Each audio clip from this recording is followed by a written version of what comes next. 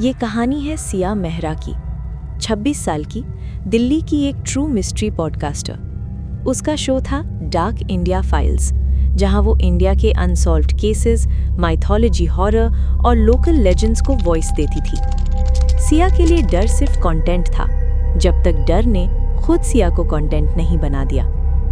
एक रात सिया को एक ईमेल आया। सब्जेक्ट था 307 झील की आवाज़। ईमेल में बस एक लाइन लिखी थी, अगर तुम सच सुनना चाहती हो तो झारखंड के धावला गांव आ जाओ और झील के पास रात 3:07 पर रिकॉर्डिंग ऑन रखना। सिया ने पहले तो सोचा प्रैंक होगा, लेकिन ईमेल के साथ एक ऑडियो फाइल अटैच थी। उसने प्ले किया। पहले कुछ सेकंड्स तक कंप्लीट साइलेंस, फिर एक धीमी औरत की आवाज़, मुझे नाम से मत बुलाना, वरना मैं जवाब दे दूंगी। और फिर एक आदमी की घबराई हुई विस्पर, फोन काट, वो सुन रही है। ऑडियो वहीं खत्म। सिया का दिल एक सेकंड के लिए रुक गया। ये स्क्रिप्टेड नहीं लग रहा था, ये रियल पैनिक था, और सिया को रियल चीजें चाहिए थीं। 2 दिन बाद सिया धावला गांव पहुंच गई। ट्रेन, फिर बस, फिर एक पुरानी सी टैक्सी। चारों तरफ जंगल और हवा में मिट्टी की नमी।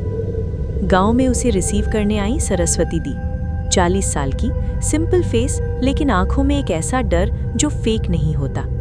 सरस्वती दी ने सिया से बस एक बात बोली, आप रिकॉर्ड कर सकती हैं, लेकिन झील के पास नाम मत लेना। सिया हंसी और बोली, नाम नहीं लूंगी दी, मैं बस फैक्ट्स रिकॉर्ड करूंगी।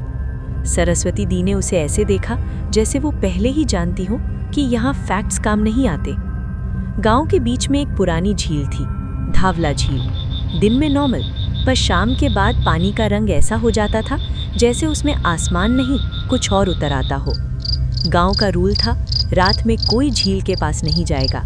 3:07 पर अगर आवाज़ आए तो जवाब नहीं देना, और सबसे ज़रूरी, किसी औरत को नाम लेकर मत बुलाना। सिया को ये सब सुन के एक्साइटमेंट और बढ़ गई, क्योंकि ये एग्जैक्टली वही टाइप का कंटेंट था जो ऑडियंस को हुक्ड रखता है। रात को सरस्वती दी ने सिया को असली कहानी बताई। कई साल पहले गांव में एक लड़की थी, उसका नाम था मोहिनी। पढ़ी लिखी, सपने बड़े, वो शहर जाना चाहती थी, लेकिन उसकी शादी गांव के सबसे पावरफुल आदमी के बेटे से कर दी गई। मोहिनी की आवाज़ दबा दी गई, उसके सपने दबा दिए गए, और एक रात मोहिनी अचानक गायब हो गई। सुबह उसकी चप्पल झील के किनारे मिली, और उसके बालों की एक छोटी सी क्लिप जिसमें लिखा था 07। लोग बोले पैर फिसल गया होगा, एक्सीडेंट। पर गांव की औरतें जानती थीं, ये फिसलना नहीं था। उस रात के बाद से हर रोज 3:07 पर झील के पास एक औरत के रोने जैसी आवाज़ आती थी, और जो भी उस आवाज़ को जवाब देता वो अगले दिन बीमार पड़ जाता। कुछ लोग कभी वापस नहीं आए। सिया ने डिसाइड किया वो झील तक जाएगी। रात 2:55। सिया ने माइक ऑन किया, कैमरा ऑन किया, हाथ में टॉर्च और दिल में एड्रेनलिन। झील के किनारे पहुंचते ही हवा ठंडी हो गई, जैसे किसी ने सांस रोक ली हो। सिया विस्पर में बोली, ये धावला झील है, टाइम 3:05। और तभी पानी की सरफेस पर एक हल्का सा मूवमेंट हुआ। टॉर्च की रोशनी में पानी के ऊपर कुछ सफ़ेद सा तैरता हुआ दिखा, जैसे कपड़े का टुकड़ा, फिर गायब। सरस्वती दी ने सिया का हाथ पकड़ा और बोली, बस अब रिकॉर्ड करो, बोलना मत। क्लॉक 3:07 पर पहुंची, और उसी सेकंड ऑडियो में एक आवाज़ आई, सिया। सिया का पूरा बॉडी फ्रीज हो गया। उसने किसी को अपना नाम नहीं बताया था। वो आवाज़ पास से नहीं थी, वो सीधा उसके कान के अंदर थी। सिया, तुम सुनती हो ना? तुम मेरी बात भी सुनो। सिया का हाथ कांप रहा था, लेकिन रिकॉर्डिंग चल रहा था। सरस्वती दी ने उसके कान में विस्पर किया, मत बोलना। पर सिया से एक गलती हो गई। वो धीरे से बोल बैठी, क्यों? कौन है?